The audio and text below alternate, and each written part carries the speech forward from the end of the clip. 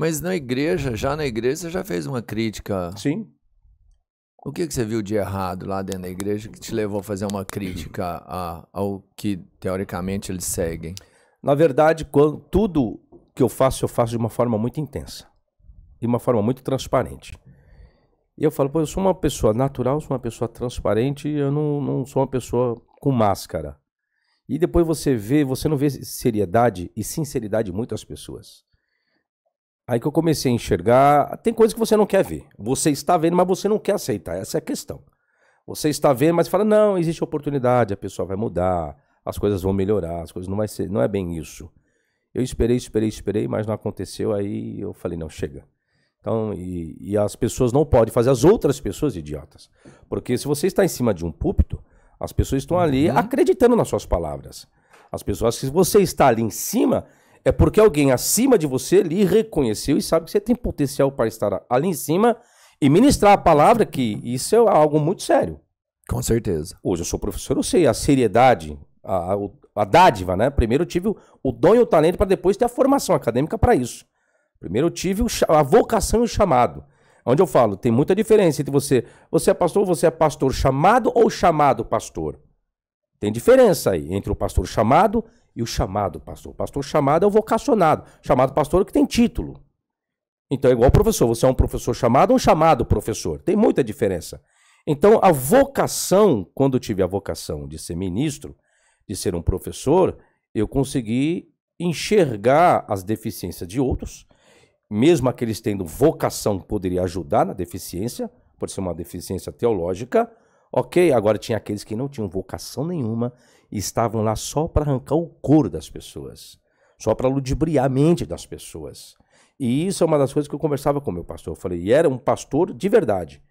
O pastor, o qual tive falecido, Severino Pedro da Silva, foi escritor, tinha cidadania americana, ele ficou um bom tempo nos Estados Unidos, tanto que a família dele está nos Estados Unidos, a mulher, viúva, as filhas, o filho, desculpa, faleceu também, que é o filho dele, Áquila. Eu fiz revisão dos livros deles, teologicamente, eu, doutor Caramuru, um juiz de direito, lá da Assembleia de Deus do Belém também, demos aula junto na FAESP, e eu sempre conversava com o meu pastor, e ele era pastor porque quando eu estava noivo, e eu fui 8 vezes noivo, senhores. 8 vezes noivo. 8 vezes noivo eu fui. Tudo com festa de noivado e aliança e tudo. Olha, o seu é muito, né, mano? É tudo intenso, tudo é intenso. Nada. Tudo é intenso. Mas quando eu cheguei na igreja, aí ele chegou pra mim, o professor Fábio, ele me chamava de professor Fábio. Pois não. Vai lá no Benenzinho, segunda-feira eu preciso conversar contigo. Falei, tá bom, pastor. Saí de casa, fui lá no Benenzinho. Falei, o pastor queria falar comigo, vamos dar uma voltinha, vamos. Aí tô andando na Conselheiro Cotegipe, na rua, que era a antiga sede do Benenzinho, né, na faculdade ali na rua. Ó, esse prédio aqui é meu. Caramba, pastor, parabéns. Aquele ali também é meu. Tá vendo aquele prédio ali, não tá o negócio da irmã Wanda ali? É meu também. Da Marta ali, da vereadora, filha do pastor José Wellington, aquele prédio também é meu. Tá vendo tá aquele posto de saúde ali, é meu. Tá vendo aquelas casas ali? Todas aquelas casas ali é minha. Falei, parabéns, pastor. Parabéns. E eu queria te perguntar, professor Fábio, e a Paula tá bem, que era minha noiva, né? Tá bem, pastor. E o casamento? Pastor, a gente tá aí na luta, orando, né? Batalhando. Aí ele, quem casa quer casa, né? Falei, pastor. Então a gente tá esperando aí, né? Dar entrada no apartamento. Falou, rapaz, sabe o que é? Eu preciso te levar pro ministério. Pastor.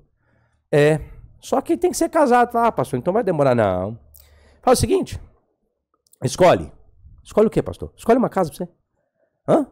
Vou te dar uma casa. Escolhe.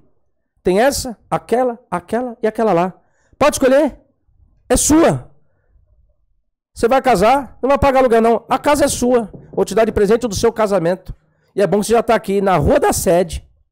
Rapaz, sabe o que aconteceu? Você casou? Não, depois de 3 meses terminou o noivado. Deixa eu explicar por quê. Agora, antes que eu falo a seriedade do ser humano. Porque eu sabia que eu não tinha vocação para ser um pastor. Eu não tinha vocação. Eu sei disso. Como assim, cara? Pregar é uma coisa, vocação para cuidar, administrar a vida de seres humanos é uma outra questão. Entendi. E eu falei assim, pastor, muito obrigado, agradeço pelo presente que o senhor está me dando. Qualquer uma outra pessoa aceitaria, com certeza, porque o que muitos cristãos querem é estar em cima do púlpito, é ter um título de pastor, ainda mais no ministério potente como é o Ministério do Belém, da Assembleia de Deus, o Ministério do Belém. Pastor, mas eu vou ser errado. Eu não tenho chamado para isso. Eu não tenho vocação para isso. Eu já sou. Eu sou professor. Deus me chamou para ser professor. Essa é a minha vocação. Esse é meu talento. Esse é meu dom. E é isso que eu sou. E é isso que eu vou continuar sendo. Dali para frente aconteceu. Eu não ficava fora do púlpito. Eu acompanhei o meu pastor durante 3 setores. Conheci no setor do Vila Formosa. Depois fui para o Parada 15. Depois fui para o setor de São Mateus. Nesses 3 setores eu sentava em cima do púlpito como professor. E os obreiros ficavam doidos. Esse pastor Severino Pedro não tá vendo? É apenas um membro da igreja, não é diácono, não é presbítero para estar no púlpito, nem evangelista para estar no púlpito. Então é uma dor de cotovelo. Por quê? Porque eles não tinham visão, vamos dizer assim. Eles não sabiam o que era vocação, eles não sabiam o que eram talentos. Então as pessoas ficavam com inveja porque eles estavam em cima do púlpito, eu não poderia. E aí eles ficavam mais doidos ainda, porque quando eu abria a boca para pregar, e meu pastor chegava, não, hoje nós vamos ouvir o professor Fábio. E tinha culto que eu ficava na minha, e as irmãs chegavam na igreja.